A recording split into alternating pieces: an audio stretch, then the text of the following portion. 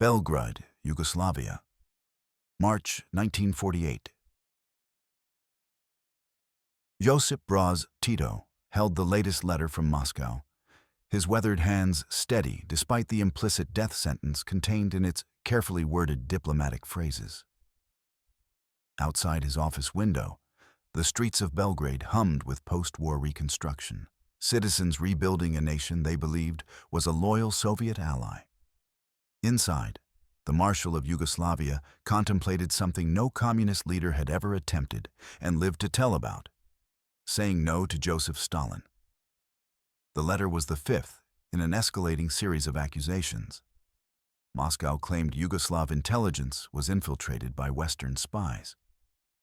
The Cominform, Stalin's instrument for controlling communist parties worldwide, was demanding Yugoslavia submit to fraternal correction. Tito knew the vocabulary of Soviet purges. He'd watched from Spain as Stalin's NKVD eliminated Spanish Civil War veterans who knew too much. He'd seen loyal communists across Eastern Europe disappear into cellars with a bullet in the skull. But Tito possessed something other Soviet satellites lacked: an army of battle-hardened partisans who'd liberated Yugoslavia without Soviet troops, an intelligence service he'd built himself, and the personality of a man who'd spent his life defying authority. As he drafted his response, he included a line that would become legendary, a threat so audacious it would fundamentally alter the calculations of Cold War power. The world would soon discover that Stalin's iron grip on communist orthodoxy had found its first genuine challenge, not from the West, but from a former locksmith who'd learned to pick the locks of totalitarian control. In early 1948, Joseph Stalin believed controlling Yugoslavia would be as simple as controlling Poland, Hungary, or Romania. His logic seemed unassailable. The Soviet Union had defeated Nazi Germany. Soviet prestige stood at unprecedented heights. Communist parties across Europe deferred to Moscow's wisdom. Yugoslavia, despite its wartime heroics, was economically devastated, diplomatically isolated from the West, and ideologically committed to Marxism-Leninism. How could one small Balkan nation, population 16 million, challenge the superpower that had crushed the Wehrmacht? "I will shake my little finger, and there will be no more Tito," Stalin reportedly told Nikita Khrushchev. He will fall. Soviet confidence had substantial foundation. The USSR controlled Yugoslavia's foreign trade. Soviet advisors embedded themselves throughout Yugoslav military and intelligence structures. The Cominform, headquartered in Belgrade itself, provided institutional leverage. Moscow had successfully purged independent-minded communists across Eastern Europe. Why would Yugoslavia prove different? Soviet intelligence assessments in early 1948 described Tito as popular, but ultimately dependent on Soviet economic and political support. KGB analysts noted Yugoslavia's desperate need for reconstruction aid, its vulnerable borders with hostile Greece and Italy, and its lack of nuclear weapons or meaningful Western backing. One GRU report concluded, "Yugoslav leadership understands their geopolitical isolation. Strong pressure will produce compliance." But Soviet intelligence fundamentally misread Tito's position and personality. Stalin's analysts, conditioned by years of watching Soviet citizens prostrate themselves before authority, failed to understand a crucial distinction. Tito hadn't been installed by Soviet tanks. His partisans had fought a brutal guerrilla war that killed 1.7 million Yugoslavs, roughly 1 in 10 citizens. They'd liberated their own territory. They answered to no foreign army. Tito himself had tried maintaining loyalty to Moscow. "I have always been a faithful student of the Soviet Union," he wrote in February 1948, attempting to diffuse rising tensions. His commitment to communism was genuine.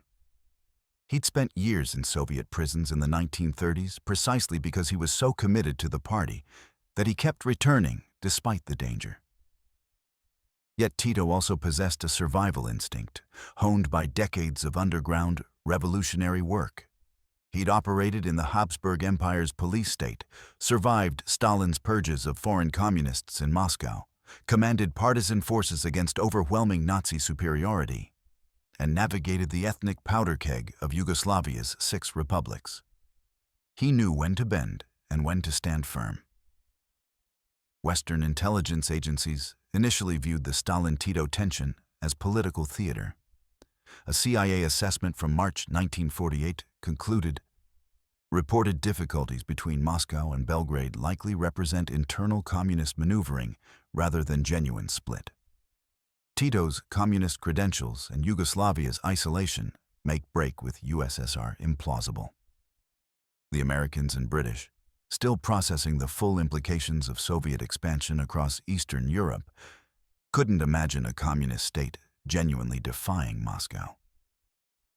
The Truman administration, focused on containing Soviet expansion in Greece and Turkey, paid little attention to what seemed like an internal communist dispute. Meanwhile, Yugoslavia's neighbors watched with predatory interest. Stalin had already approached Bulgaria, Hungary, and Albania about contingency plans for Yugoslav territory. Italian intelligence reported Soviet military maps showing Yugoslavia divided between its neighbors, with Serbia reduced to a rump state under direct Soviet occupation. Josip Broz, who adopted the nom de guerre Tito during his revolutionary years, embodied a unique Cold War paradox. A committed communist who'd learned independence by necessity. Born in 1892 in Croatia, then part of the Austro-Hungarian Empire, he'd experienced prison under the Habsburgs, fought in World War I, joined the Bolsheviks during the Russian Revolution, and survived Stalin's purges of foreign communists in Moscow during the 1930s, barely. Between 1937 and 1938, Stalin executed thousands of foreign communists living in the Soviet Union, paranoid about Western infiltration. Tito survived by a combination of luck, political skill, and physical absence at crucial moments. He returned to Yugoslavia in 1939, designated by Moscow as leader of the Yugoslav Communist Party, a position that would prove both his mandate and his prison. When Germany invaded Yugoslavia in April 1941, the country collapsed in 11 days. But Tito, unlike communist leaders in Poland or Czechoslovakia who fled to Moscow, took to the mountains. What followed was one of World War II's most brutal guerrilla campaigns. Tito's partisans fought not just Germans and Italians, but also Croatian fascist Ustaše, Serbian royalist Chetniks, and various nationalist militias in a multi-sided civil war that consumed Yugoslavia. The numbers told the story. By 1944, Tito commanded 800,000 partisan fighters, the largest resistance movement in occupied Europe. They tied down 35 Axis divisions, fought over 7,000 engagements, and liberated Yugoslavia largely without Soviet ground troops. The Red Army entered only briefly in October 1944 to help capture Belgrade, then withdrew. This made Yugoslavia unique among Soviet satellite states. Tito's government genuinely held popular legitimacy and military power independent of Soviet presence. Churchill recognized Tito's significance, switching British support from the royalist Chetniks to Tito's partisans in 1943. After intelligence revealed the partisans were actually fighting Germans while the Chetniks collaborated. "We're backing Tito not because we love communism," Churchill growled, "but because he's killing Germans." Stalin viewed Tito's independence with growing suspicion even before the war ended. In 1944, when Tito flew to Moscow to coordinate military operations, Stalin kept him waiting for days, a calculated humiliation. When Tito proposed a Balkan federation with Bulgaria, a geographically logical arrangement, Stalin exploded with rage. "No federations," he shouted. Stalin understood that regional communist alliances threatened Moscow's bilateral control over each satellite. After 1945, tensions multiplied. Tito pursued aggressive foreign policies without consulting Moscow. He supported Greek communists in their civil war against British-backed forces, sending weapons and advisors across the border. He claimed the Italian city of Trieste, bringing Yugoslavia to the brink of war with the West. He shot down American aircraft that violated Yugoslav airspace, killing American personnel. Actions that horrified Soviet diplomats trying to maintain détente with Washington. By early 1948, Stalin's patience evaporated. The Cominform, established in 1947 to coordinate communist parties, became his instrument of control. Soviet advisors embedded in Yugoslavia began filing reports of nationalist deviation and insufficient loyalty to the USSR. Soviet intelligence manufactured evidence of Yugoslav collaboration with Western spies. The first formal letter arrived on March 18, 1948. Moscow accused Yugoslavia of harboring anti-Soviet attitudes and demanded immediate reforms. Tito responded with careful deference, but refused substantive changes. Stalin escalated. On March 27th, Moscow recalled all Soviet military advisors, 89 officers who'd embedded themselves throughout Yugoslav armed forces and intelligence services. Tito recognized the pattern. In Poland, Romania, and Hungary, Soviet pressure had preceded show trials and executions of nationalist communist leaders. Laszlo Reich in Hungary, Traicho Kostov in Bulgaria. Loyal communists tortured into false confessions of Western espionage, then hanged as traitors. Tito knew he was next. His intelligence chief, Aleksandar Rankovic, brought him evidence that changed the equation. Yugoslav counterintelligence had identified 22 assassination teams Stalin had dispatched to Yugoslavia. The NKVD, now reorganized as the MGB, had recruited disaffected Yugoslav officers, Croatian émigrés, and professional assassins. They'd infiltrated with weapons, money, and detailed plans. Moscow intended to solve the Tito problem permanently. Stalin sent 8 assassin teams to kill me, Tito later told a Soviet delegation. I will send only one to kill Stalin, and I won't miss. June 28, 1948, Bucharest, Romania. The second meeting of the Cominform convened in Bucharest to formally expel Yugoslavia from the international communist movement. Every communist party in Europe attended except Yugoslavia, deliberately excluded from defending itself. The ritual had been choreographed in Moscow: denunciations, unanimous condemnation, expulsion. Stalin expected Yugoslavia's leadership to collapse within weeks, replaced by more compliant comrades. The resolution passed unanimously. The Cominform condemns the nationalist policy of the leadership of the Communist Party of Yugoslavia. It accused Tito of bourgeois nationalism, departure from Marxism-Leninism, and hostility toward the Soviet Union. The document concluded with a barely veiled call for Yugoslav communists to overthrow their leadership. Healthy elements within the party must force their present leaders to recognize their errors or replace them. In Belgrade, Tito convened Yugoslavia's Central Committee. The room held 80 communist leaders who'd fought together through the partisan war. Many had survived Nazi torture chambers. All understood what Moscow's expulsion meant: Soviet-sponsored assassination, potential invasion, economic strangulation. Several members had studied in Moscow, spoke Russian, maintained Soviet friendships. Choosing between Stalin and Tito meant choosing between the communist movement's center and likely death. If we bow to Stalin, we die, Tito told them, standing before a map of Yugoslavia surrounded by hostile neighbors. If we resist, we might die. But if we resist, we die as free men in our own country. The vote was unanimous. Yugoslavia would maintain its independence. But unanimous votes meant little. Stalin had received unanimous votes before executing 2/3 of voting members. The real question was survival. Tito's counterintelligence chief, Rankovic, presented evidence that transformed defensive strategy into offensive deterrence. Yugoslav intelligence had spent months mapping Soviet assassination infrastructure.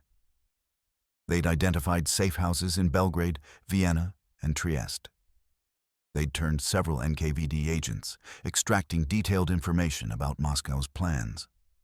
Most significantly, they'd identified vulnerabilities in Stalin's own security. "We have identified routes into the Kremlin," Rankovic reported. "We have personnel in Moscow. We have assets Stalin doesn't know we have." What followed was one of the Cold War's most audacious gambles. Through channels that ensured the message reached Stalin personally, Tito delivered his counter-threat. "Stop sending people to kill me. We've already captured 5 of them. One of them with a bomb, the other with a rifle. If you don't stop sending killers, I'll send one to Moscow, and I won't have to send a second." The threat wasn't hollow. Yugoslav intelligence had inherited sophisticated capabilities from both the British Special Operations Executive, which had trained partisan operatives during the war, and from pre-war experience infiltrating fascist regimes. They'd already demonstrated competence by identifying and neutralizing 22 separate assassination plots. An extraordinary counterintelligence achievement that proved Yugoslav security services could match Soviet capabilities. Stalin, receiving Tito's message in the Kremlin, faced an unprecedented situation. No Soviet satellite leader had ever threatened him personally. The NKVD's omnipresence depended on other communists' fear and compliance. If Tito demonstrated that Stalin could be reached, threatened, potentially killed, the entire architecture of Soviet control risked collapse. Georgy Malenkov, Stalin's deputy, reportedly watched Stalin read Tito's message. The dictator's face darkened, but he said nothing, unusual for a man known for explosive rages. That silence communicated volumes to Soviet leadership. Stalin understood the implications. Escalation might work, or it might result in his own assassination. The calculus had changed. August 1948. Soviet Yugoslav borders, Soviet military pressure intensified. Stalin couldn't accept Tito's defiance without undermining his authority across Eastern Europe. Soviet and satellite forces conducted massive exercises on Yugoslavia's borders, 150,000 troops in Hungary, 100,000 in Romania and Bulgaria, 80,000 in Albania. Soviet bombers violated Yugoslav airspace daily. The message was clear. Military intervention remained possible. Tito responded by mobilizing Yugoslavia's entire defense structure. Within weeks, 500,000 Yugoslav troops deployed to border positions. Partisan-era defense plans activated, arms caches hidden in mountain caves, underground resistance networks, sabotage preparations. Every Yugoslav officer had fought in mountains against superior forces. They knew how to make occupation catastrophically expensive. Western intelligence watched with astonishment. CIA analyst Robert Joyce wrote, "Yugoslav mobilization appears genuine and substantial. Tito seems prepared to fight Soviet invasion despite impossible odds. This contradicts assessment that dispute is political theater. The economic dimension proved equally brutal. Moscow canceled all trade agreements, withdrawing Soviet technical advisors overnight. Czechoslovakia, Poland, Hungary, Romania, Bulgaria, and Albania severed economic ties simultaneously. Yugoslavia lost 50% of its foreign trade instantly. Soviet propagandists predicted economic collapse within months. But Tito had prepared. In June 1948, his government secretly approached the Americans. Ambassador Cavendish Cannon received a Yugoslav proposal, limited economic cooperation in exchange for American recognition that Yugoslavia, though communist, was genuinely independent. The Truman administration, initially skeptical, recognized the opportunity. A communist state defying Moscow validated American arguments about Soviet imperialism. By September 1948, American grain shipments arrived in Yugoslav ports. Britain extended credits. The World Bank, dominated by Western powers, approved Yugoslav loans, unprecedented for a communist state. Tito maintained Yugoslavia's communist system and refused to join Western alliances, but he'd secured the economic lifeline that made independence possible. December 1948. Stalin's Kremlin office. Stalin met with his inner circle to assess the Yugoslav situation. 6 months after the Cominform expulsion, Tito remained in power. Yugoslavia showed no signs of internal collapse, and Western economic support had neutralized Moscow's economic blockade. Worse, other communist leaders were watching.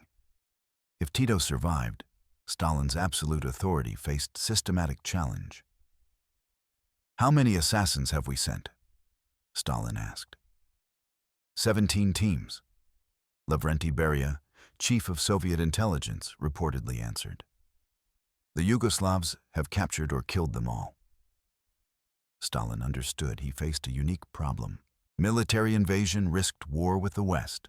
American commitment to containing communism meant Yugoslavia's invasion might trigger a wider conflict. Economic pressure had failed because the West supplied Yugoslavia's needs. Assassination attempts had been neutralized by competent counterintelligence. And Tito's counter-threat to assassinate Stalin personally introduced an element Stalin couldn't dismiss. His own NKVD had demonstrated repeatedly that determined operatives could reach almost anyone. The dictator made a pragmatic calculation. Tito's Yugoslavia, while defiant, remained communist and wasn't joining Western alliances. The cost of destroying Tito, potential war, demonstrated Soviet vulnerability. Encouraging other satellites exceeded the benefit. Stalin would maintain pressure, continue attempting assassination, and wait for opportunities. But he wouldn't risk full-scale military invasion or his own security. This decision, never formally announced, represented Stalin's first significant Cold War retreat. The man who'd starved Ukraine into submission, purged his own military leadership, and dominated Eastern Europe, had been forced to accept a communist state beyond his control. American strategic recalibration. The Tito-Stalin split fundamentally altered American Cold War strategy. George Kennan, architect of containment doctrine, immediately recognized the implications. "A communist state has demonstrated that it can resist Soviet pressure," he wrote in a July 1948 memo.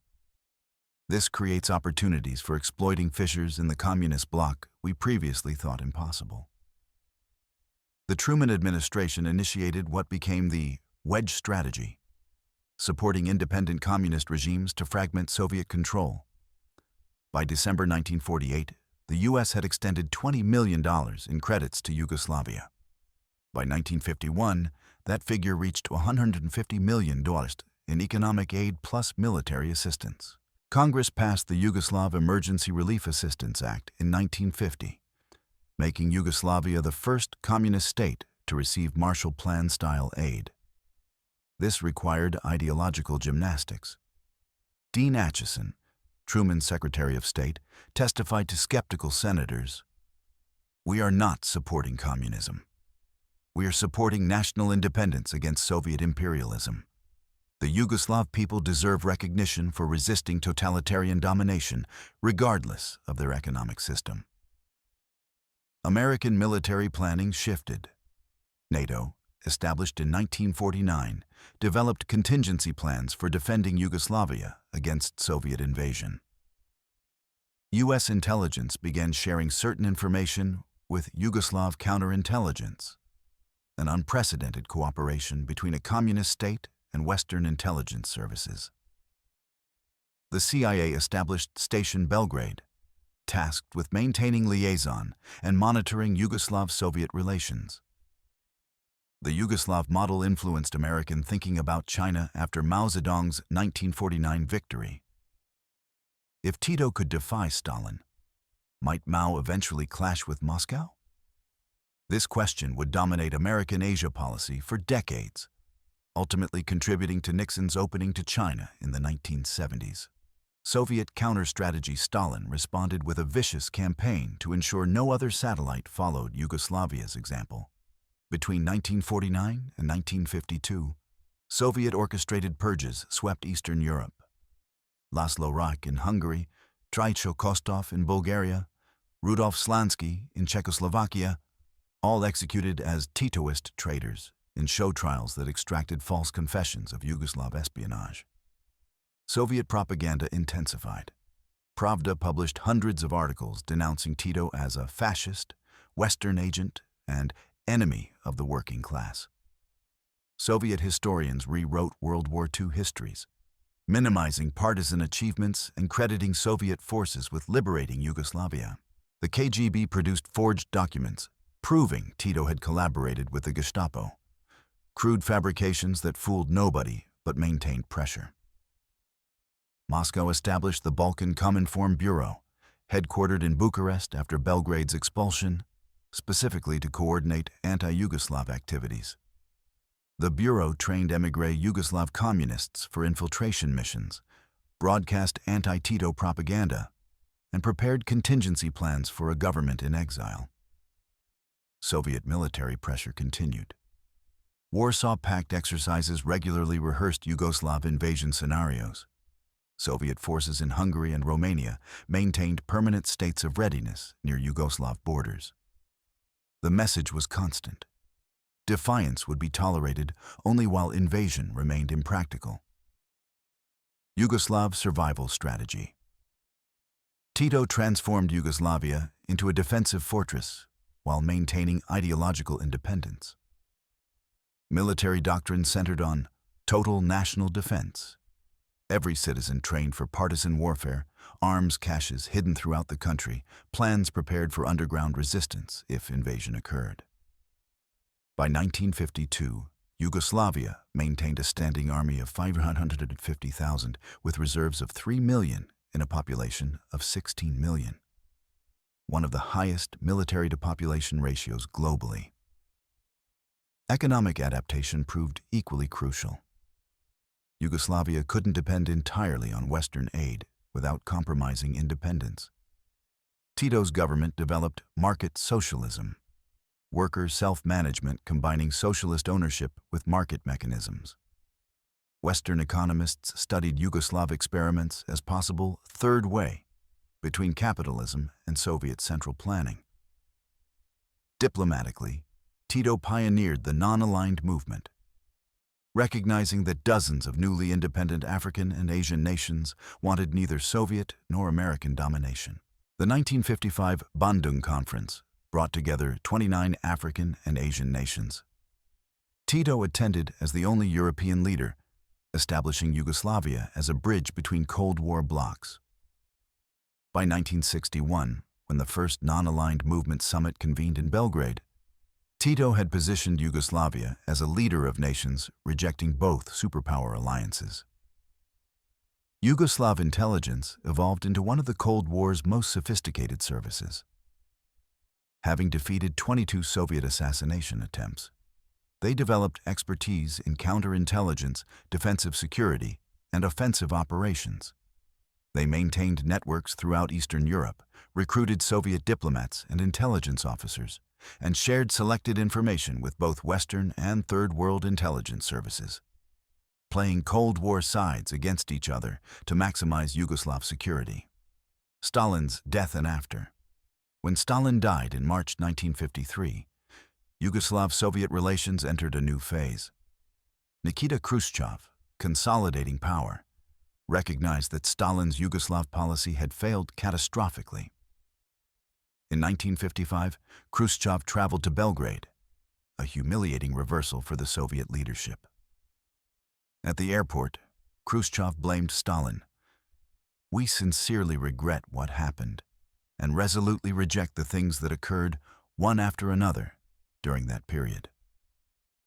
Tito, unimpressed by Khrushchev's airport apology, demanded substantive concessions. He received them. Soviet recognition of different paths to socialism, economic normalization, and implicit Soviet acceptance that military intervention was off the table. The two countries resumed diplomatic and economic relations, though Yugoslavia never rejoined the communist bloc. The precedent was set. Poland's Władysław Gomułka in 1956, Romania's Nicolae Ceausescu in the 1960s, and Czechoslovakia's Alexander Dubček in 1968 all cited Yugoslav independence as justification for their own reforms. Stalin's successor had formally acknowledged what Tito proved in 1948. Soviet control over communist parties was negotiable, not absolute. Belgrade, May 1955, Khrushchev's humiliation. 7 years after Stalin had promised to shake his little finger and eliminate Tito, the new Soviet leadership stood on Yugoslav soil begging for reconciliation. Khrushchev, first secretary of the Communist Party, arrived with Nikolai Bulganin, the Soviet premier, and an entourage of officials, a state visit that symbolized complete Soviet retreat. Tito kept them waiting at the airport in the May heat. When he finally arrived, Khrushchev delivered his prepared statement blaming Stalin for the break. Tito cut him off. It is not enough to blame everything on Stalin. The Soviet system enabled his behavior. Your system still has these characteristics. That evening, at a state dinner in Belgrade's White Palace, Tito lectured Khrushchev on the nature of communist internationalism. Each country must find its own path to socialism. No country can dictate to another. The era of blind obedience to Moscow is finished. Soviet translator Viktor Sukhodrev, present at the dinner, later recalled, "I had never seen Soviet leaders spoken to this way. Khrushchev accepted it because he had no choice. Tito had won." The statistics of Yugoslav resistance were staggering. Between 1948 and 1955, Stalin had sent 22 separate assassination teams, all neutralized. Soviet intelligence spent an estimated $20 million attempting to destabilize Yugoslavia through covert operations. All failed. Economic blockade had been defeated by Western aid and internal reorganization. Military intimidation hadn't worked because Yugoslavia proved willing to fight and the West proved willing to support Yugoslav independence. The cost to Yugoslavia was severe. 47 Yugoslav intelligence officers killed in counter-assassination operations, economic disruption that reduced living standards 15% between 1948 and 1952. Military expenditures consuming 22% of GDP, triple the typical European rate. But Yugoslavia survived as an independent communist state, fundamentally altering Cold War dynamics. By 1955, Yugoslavia had become a model for communist independence. Chinese Premier Zhou Enlai visited Belgrade, studying Yugoslav techniques for resisting Soviet pressure. Egyptian President Gamal Abdel Nasser consulted Tito on leading the non-aligned movement. India's Nehru, Indonesia's Sukarno, and Ghana's Nkrumah all looked to Yugoslavia as proof that smaller nations could maintain independence between superpowers. The military implications extended beyond the Balkans. NATO's southern flank was secured. Yugoslavia's 500,000-strong military formed a buffer between Soviet satellites and Italy and Greece. In the event of World War III, Soviet forces would need to conquer or bypass Yugoslavia, complicating invasion plans for Western Europe. American military planners calculated that Yugoslav resistance could tie down 30 to 40 Soviet divisions indefinitely. More profoundly, Tito had exposed the limits of Soviet power. Stalin could intimidate, blockade, send assassins, and mass troops on borders, but he couldn't force compliance from a determined communist leadership with popular support and military capability. This revelation reverberated throughout Eastern Europe. Polish workers in Poznan, Hungarian revolutionaries in Budapest, Czechoslovak reformers in Prague, all drew inspiration from Yugoslav defiance.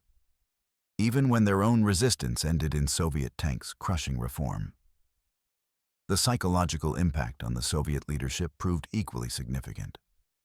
Khrushchev's 1956 secret speech denouncing Stalin included Yugoslavia as evidence of Stalin's foreign policy failures. The Soviet Union's image as center of the communist world had been permanently damaged. If Yugoslavia could pursue independent policies while remaining communist, what justified Moscow's authority over other parties? Josip Broz Tito died in 1980, having ruled Yugoslavia for 35 years after defying Stalin. He never faced another serious Soviet assassination attempt. The threat to send one assassin to Moscow had worked because Stalin understood Tito meant it, and understood Yugoslav intelligence services were competent enough to execute the threat. The Tito-Stalin split proved several fundamental Cold War principles. First, ideology didn't guarantee alignment. Nationalist interests could override communist unity. Second, determined smaller powers with popular legitimacy could resist superpower coercion. Third, the Cold War wasn't simply East versus West. It contained multiple competing interests, alliances of convenience, and actors playing both sides. For the United States, Yugoslav independence validated the wedge strategy. American policy toward Communist China, Romania, and eventually Poland and Hungary all drew from lessons learned supporting Tito. The willingness to provide aid to communist states that demonstrated independence from Moscow became standard American practice, contributing to Sino-Soviet split exploitation in the 1960s-70s. For the Soviet Union, Yugoslavia represented a permanent wound. Every subsequent challenge to Moscow's authority, Hungary 1956, Czechoslovakia 1968, Poland 1980, referenced Yugoslav precedent. The Brezhnev doctrine of limited sovereignty, developed in 1968 to justify crushing Prague's spring, was explicitly designed to prevent another Yugoslavia. But the doctrine's necessity proved that Tito had won. Soviet control required military occupation, not ideological authority. Declassified Soviet archives from the 1990s revealed the full extent of Stalin's anti-Tito campaign. The Soviet Union spent over $50 million attempting to destabilize Yugoslavia, equivalent to $500 million today. The KGB trained 117 agents specifically for anti-Yugoslav operations. Soviet diplomats approached every Western power trying to isolate Yugoslavia diplomatically. None of it worked. Perhaps most remarkably, Yugoslavia survived not just Stalin, but also Tito himself, for a decade. The country's dissolution in the 1990s resulted from ethnic tensions and post-Cold War dynamics, not Soviet pressure. Tito's achievement of maintaining independence and internal stability across 6 republics, 5 nations, 4 languages, 3 religions, and 2 alphabets outlasted both himself and the Soviet Union. The lesson echoed through Cold War history. Even at the height of Stalinist power, when Soviet armies occupied half of Europe and communist parties deferred to Moscow's every directive, one man in Belgrade said no and made it stick. He survived because he combined 3 elements Stalin couldn't counter: genuine popular legitimacy from leading national liberation, military forces loyal to him rather than Moscow, and the audacity to threaten Stalin's life when Stalin threatened his. In the White Palace, where Tito had lectured Khrushchev, a quote attributed to the Marshal remained on display for decades. "Stalin sent 8 teams to kill me. I sent him a message: stop sending killers, or I'll send one to Moscow, and I won't need to send another." Whether Stalin received exactly that message in exactly those words remains disputed. That Stalin stopped sending killers after receiving Tito's threat is historical fact. The man who couldn't be intimidated by Adolf Hitler wasn't about to bow to Joseph Stalin. In the calculus of Cold War survival, sometimes the most effective deterrent isn't nuclear weapons or superpower alliances. It's a credible threat delivered by someone with nothing left to lose and everything to fight for.